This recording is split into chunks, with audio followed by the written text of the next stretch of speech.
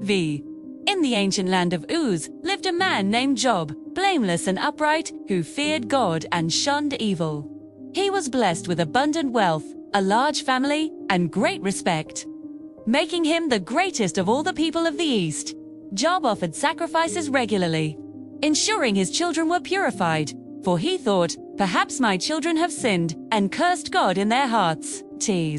His life was a testament to unwavering devotion and prosperity.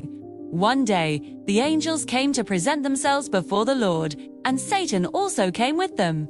The Lord asked Satan, "Where have you come from?" Satan answered, "From roaming throughout the earth, going back and forth on it." Then the Lord said to Satan, "Have you considered my servant Job? There is no one on earth like him. He is blameless and upright." Satan replied, "Does Job fear God for nothing? Have you not put a hedge around him, and his household and everything he has?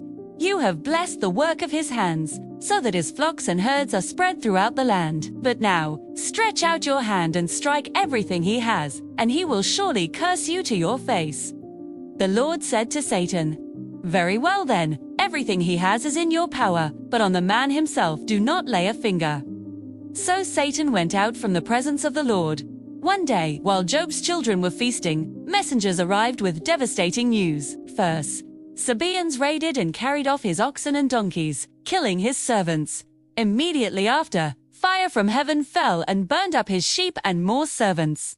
While he was still speaking, another messenger reported that Chaldeans had raided his camels and killed more servants. Finally, the last messenger brought the most heartbreaking news. A mighty wind swept across the desert and struck the four corners of the house where his children were feasting, and it collapsed, killing them all. In response, Job tore his robe, shaved his head, and fell to the ground in worship, saying, "Naked I came from my mother's womb, and naked I will depart. The Lord gave, and the Lord has taken away. May the name of the Lord be praised." In all this, Job did not sin by charging God with wrongdoing. Again, the angels came to present themselves before the Lord, and Satan also came with them. The Lord asked Satan, "Where have you come from?" Satan answered, "From roaming throughout the earth, going back and forth on it." Then the Lord said to Satan, "Have you considered my servant Job? There is no one on earth like him.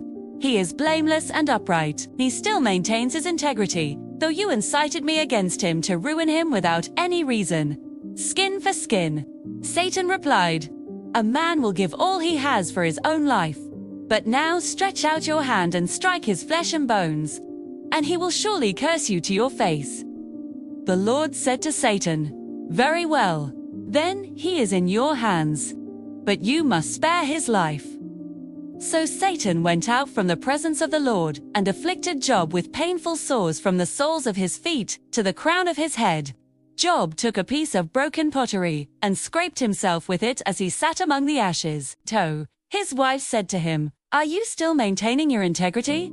Curse God and die." But he replied, "You are talking like a foolish woman. Shall we accept good from God and not trouble?" In all this, Job did not sin in what he said. When Job's three friends Eliphaz, Bildad, and Zophar heard about all the troubles that had come upon him, they set out from their homes. When they saw him from a distance, they could barely recognize him. They wept aloud, tore their robes, and sprinkled dust on their heads. Then they sat on the ground with him for 7 days and 7 nights. No one said a word to him, because they saw how great his suffering was. After this, Job opened his mouth and cursed the day of his birth. He longed for death, questioning why he was born to suffer such agony. Cried out, "Why did I not perish at birth? Why did I not die when I came out of the womb?" He expressed his profound despair, wishing for the peace of the grave rather than the torment of his existence. Yet, even in his anguish, he did not directly curse God, but rather questioned the very nature of his suffering and existence. His friends, believing that suffering was a direct consequence of sin, began to offer their counsel. Eliphaz suggested that the innocent do not perish, implying Job must have sinned. Bildad argued that God is just and would not pervert justice, suggesting Job's children must have sinned. Zophar accused Job of much wrongdoing and urged him to confess.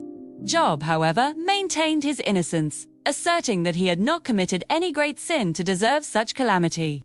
He challenged their simplistic view of divine justice, expressing his desire to plead his case directly before God, believing that God would vindicate him. Debate continued, with Job growing increasingly frustrated by his friends' lack of understanding and their insistence on his guilt. Finally, the Lord answered Job out of the storm. He challenged Job's limited understanding of the universe, asking, "Where were you when I laid the earth's foundation? Tell me, if you understand, who marked off its dimensions? Surely you know.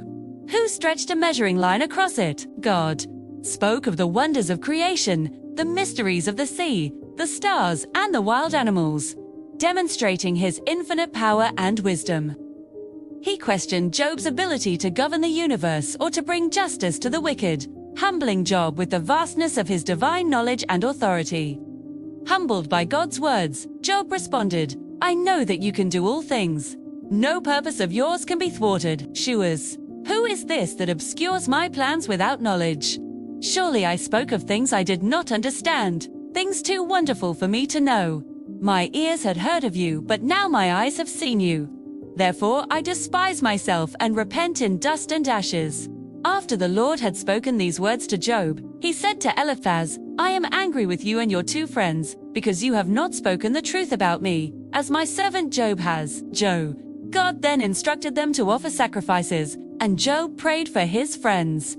The Lord then restored Job's fortunes, giving him twice as much as he had before.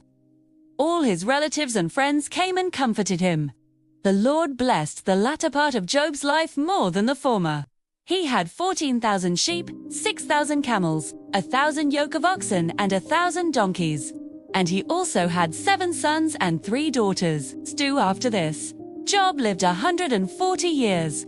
He saw his children and their children to the 4th generation. And so Job died, an old man, full of years.